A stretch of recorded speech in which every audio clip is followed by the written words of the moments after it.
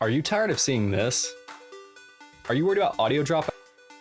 Or wondering if adding this next track is going to crash your DAW? Well, if so, I'm gonna give you a few solutions to resolve this issue for good. The overarching theme around this video is gonna be how to free up CPU resources from your main composing computer. That way you can take on larger projects with bigger templates. This video is not going to be about changing your buffer size, freezing tracks, enabling low latency mode, bouncing to audio, busing plugins, or even using SSDs for your sample libraries. Those are all things you should have already done to get to this point. So if that's you, to respect your time, I'm gonna link to some resources down below to get you started, and you can come back here if you need some more options down the road. This video is for you all that's ready to take your hardware capabilities to the next level for composing without completely breaking the bank just by beasting out your main rig. But do note that all tips I do give in this video do require some purchase at least. So with that, let's get into it. Tip number 1.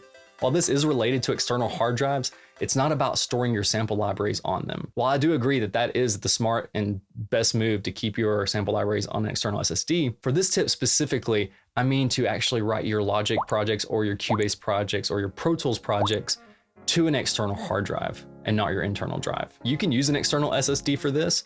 Preferably a 7200 RPM external HD would work better for you. Why, Jeremy? Why should I have to go buy yet another external hard drive when I already have one internally and I bought 20 others for all my sample libraries? I'm telling you this because when your main drive is having to process your entire timeline, your automation, your audio plugins, your Midi data, it's a lot to take on, and anything we can do to free up any resources for that is always a good thing. And you can do this by writing your projects to an external drive versus your internal drive, preferably a Thunderbolt 3 drive if possible. Furthermore, it's really just more advantageous to do this because consistent writing to an SSD will definitely cause degradation over time. It's much easier to replace an external SSD or HDD versus an internal drive, especially if you're on a Mac or a laptop. Tip number 2, when you're working on a large film project, often the video playback itself will eat up a ton of resources outside of everything else already going on in your DAW. If we can give that specific task to another computer, then we can let our main computer focus solely on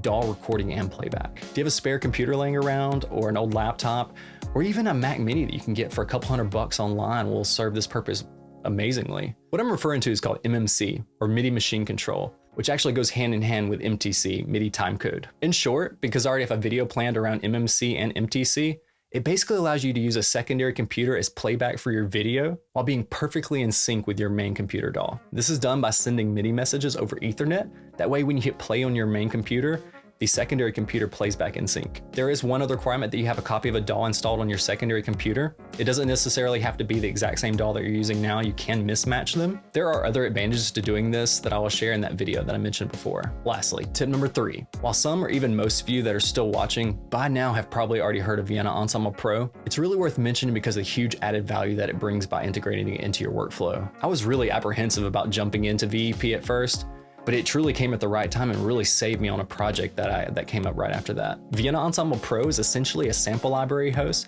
that will allow you to create universal templates.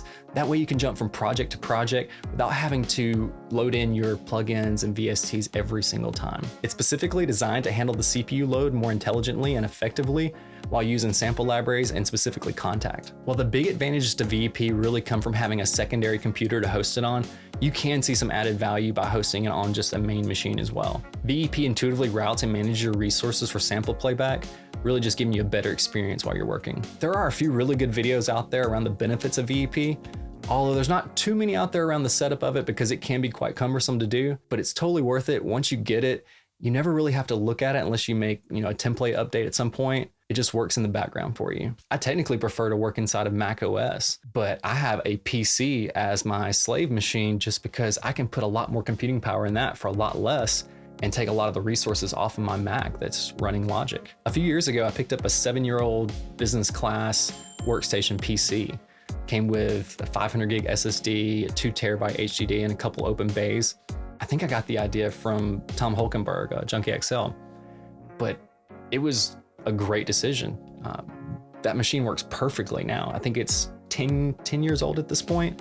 It's fantastic. I never even have to think about it. It's always working.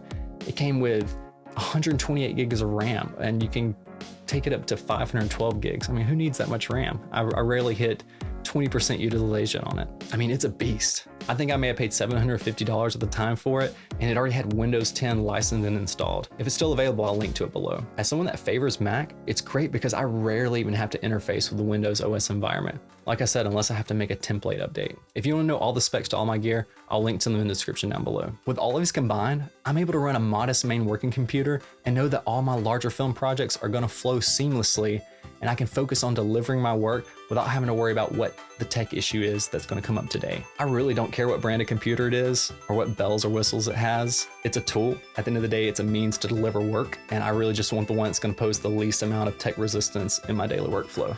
I hope y'all found this video helpful. If you did, hit the like button, and I hope to see you around for the next one.